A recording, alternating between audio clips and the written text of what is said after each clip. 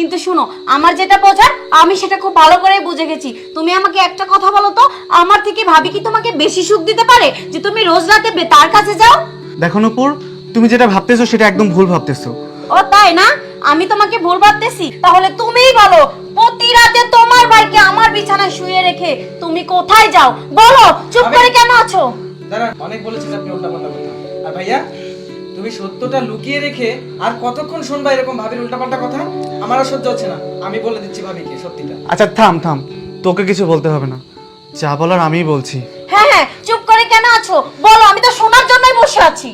ঠিক আছে, তুমি যেহেতু জানতে যাচ্ছ তাহলে শোনো। অনেকদিন আগে আমার চাকরি চলে গিয়েছিল। চাকরি যাওয়ার পরে আমি একদম অসহায় হয়ে পড়েছিলাম। তুমি তো জানোই যে বাড়িতে আমার বাবা মা অসুস্থ, আমাদের সংসার চালাতেও হিমশিম খেয়ে যাচ্ছিলাম। তখন আমি কি করবো বলো? এর জন্য আমি বাধ্য হয়ে নাইট গার্ডের চাকরিটা নিয়েছিলাম। কিন্তু আমি এই বিষয়টা তোমাকে জানাতে চাইনি, কারণ তুমি কষ্ট পাবে।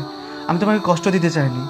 দেখো, আমি ভেবেছিলাম নাইট গার্ডের চাকরি করতে করতে আমি নতুন আরেকটা চাকরি পেয়ে যাব, তুমি বিষয়গুলো বুঝতে পারবে না, আমি বিষয়গুলো সামলিয়ে নিতে পারবো। কিন্তু কি বলো, তুমি তো তার আগে সব কিছু জানতে পারলে। তবে বিশ্বাস করো, আমি, তুমি যেটা ভাবছো সেটা না। আমি পাশের বাসার কোনো ভাবি টাবির কাছে যাই না। আমি তোমাকে অনেক ভালোবাসি। তুমি চুপ করো। দেখো, আমি সত্যি জানতাম না যে তুমি এরকম একটা কাজ করছো আর তোমার চাকরি চলে গেছে। তুমি আমাকে বলবে না? আমি যদি তোমার জন্য টেনশন না করি, কে করবে বলো? সংসারটা তো আমার একার না, সংসারটা আমাদের। আমাদের সংসার আমাদের দুজনকে মিলেই দেখতে হবে। আমি নিজেও একটা চাকরির ব্যবস্থা করতাম, কিন্তু হ্যাঁ, তুমি আমাকে যতই নিষেধ করো, আজকের পর থেকে আমি আর কোনো কথা তোমার শুনবো না। আমি কালকেই বের হব একটা চাকরির জন্য।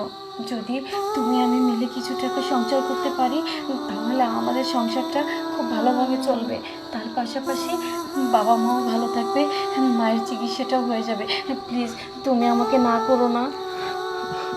আমি তোমাকে দিয়ে চাকরি করাবো এটা আমি কোনোদিনও ভাবতে পারি না, কিন্তু দেখো, আবার যখন আমরা স্বাভাবিক জীবনে ফিরে আসব, তখন আমি আর চাকরি করব না।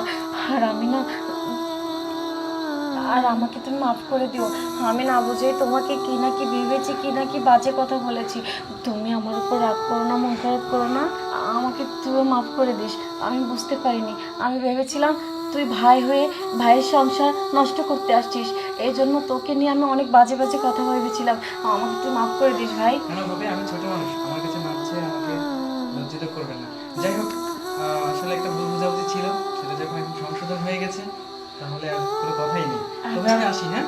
আচ্ছা ঠিক আছে, আমি আজকে খুব ফ্রি হলাম তোমাকে সব কিছু জানাতে পেরে। আচ্ছা, আমার ঠিক এতদিন আছে। অনেক টেনশন ছিল মনের মধ্যে। হ্যাঁ, চলো ভাই।